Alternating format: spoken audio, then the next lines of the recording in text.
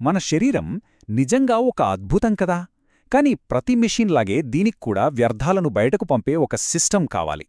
మనం చాలాసార్లు అస్సలు పట్టించుకోని కాని మనల్ని ఆరోగ్యంగా ఉంచడంలో చాలా కీలకమైన సిస్టమ్ ఒకటుంది. అదే మూత్రవ్యవస్థ. రండి ఈరోజు ఆ వ్యవస్థ లోపలికి ఓ ప్రయాణం చేద్దాం. సరే, అసలు ఆలోచించాల్సిన మొదటి విషయమేంటంటే, మన శరీరం ఈ ద్రవ వ్యర్థాలను ఎందుకు తయారు చేస్తోంది?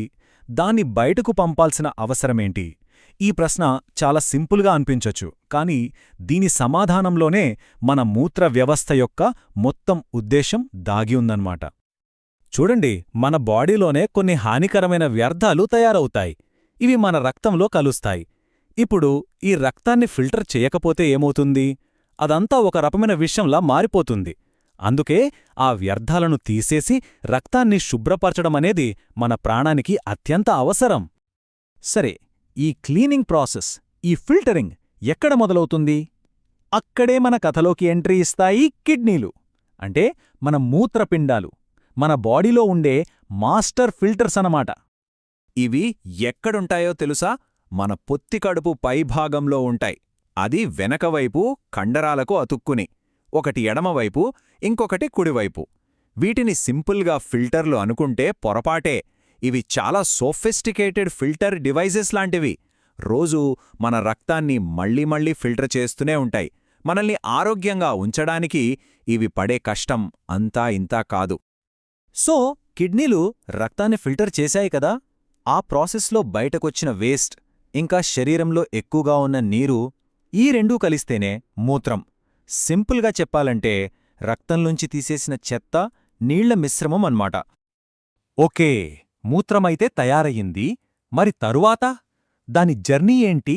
అది బాడీలోంచి బయటికెలా వెళ్తుంది? ఆ దారేంటో ఇప్పుడు చూద్దాం పదండి. ఈ మొత్తం జర్నీలో ఒక 4 స్టెప్స్ ఉంటాయన్నమాట. ఫస్ట్ స్టెప్, కిడ్నీలు. ఇవి రక్తాన్ని ఫిల్టర్ చేసి మూత్రాన్ని తయారుచేస్తాయి. స్టెప్ 2, యురేటర్లు. ఇవి 2 సన్నని పైపులు కిడ్నీల నుండి మూత్రాన్ని కిందకి పంపిస్తాయి. స్టెప్ 3, బ్లాడర్ అంటే మూత్రాశయం. ఇదొక సంచిలాంటిది, మూత్రాన్ని స్టోర్ చేస్తుంది. ఫైనల్గా స్టెప్ 4, యురెత్రా. ఈ ట్యూబ్ ద్వారా మూత్రం శరీరం నుండి బయటకు వెళ్ళిపోతుంది. అంతే, సింపుల్. ఇక బ్లాడర్ అంటే మూత్రాశయం. దీని రోల్ చాలా ఇంట్రెస్టింగ్. ఇదొక ఎలాస్టిక్ బ్యాగ్ లాంటిదనుకోండి.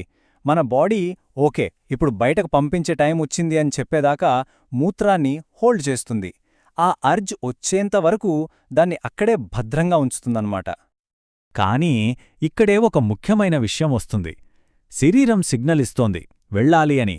అయినా సరే మనం దాన్ని ఆపుకుంటే, చాలాసేపు అలా ఆపుకోవటం అలవాటుగా మార్చుకుంటే, అసలదెందుకు అంత డేంజరస్ అలవాటో ఇప్పుడు చూద్దాం.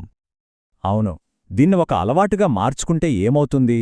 దానివల్ల కలిగే పర్యవసానాలేంటి? మన ఆరోగ్యం మీద దీని ప్రభావం ఎలా ఉంటుంది? చూడండి, లాంగ్ రన్లో దీనివల్ల చాలా రిస్కులున్నాయి. మొదటిది, బ్లాడర్ కండరాలు వీకైపోతాయి. రెండోది, ప్రమాదకరమైన ఇన్ఫెక్షన్లొచ్చే ఛాన్స్ బాగా పెరుగుతుంది. అన్నిటికన్నా ముఖ్యంగా ఇది యూరినరీ రిటెన్షన్ అనే ఒక సీరియస్ కండిషన్కు దారితీయచ్చు. యూరినరీ రిటెన్షన్ అంటే ఏంటి? సింపుల్గా చెప్పాలంటే ఇదొక సీరియస్ హెల్త్ ప్రాబ్లం.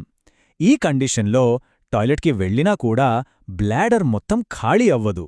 దానివల్ల ఏమవుతుందంటే మళ్ళీ మళ్ళీ వెళ్లాలన్న ఫీలింగ్ కలుగుతూనే ఉంటుంది. చాలా ఇబ్బందికరమైన పరిస్థితి ఇది. సో ఇప్పటిదాకా మనం మాట్లాడుకున్నదంతా చూస్తే మనం నేర్చుకోవాల్సిన అసలు విషయమేంటి? మన అలవాట్లు మన ఆరోగ్యాన్ని ఎలా కాపాడతాయి అనేదే ఇక్కడ పాయింట్. చూడండి, మన బ్రెయిన్, మన బాడీ రెండూ ఒక టీంలా పనిచేస్తాయి. టైం అయింది అని చెప్పడానికి అవి ఒక క్లియర్ సిగ్నల్ పంపుతాయి. ఇది మన బాడీలో ఉండే ఒక న్యాచురల్ అలారం సిస్టమ్ లాంటిది. మనం చేయాల్సిందల్లా ఆ సిగ్నల్ని గౌరవించడమే.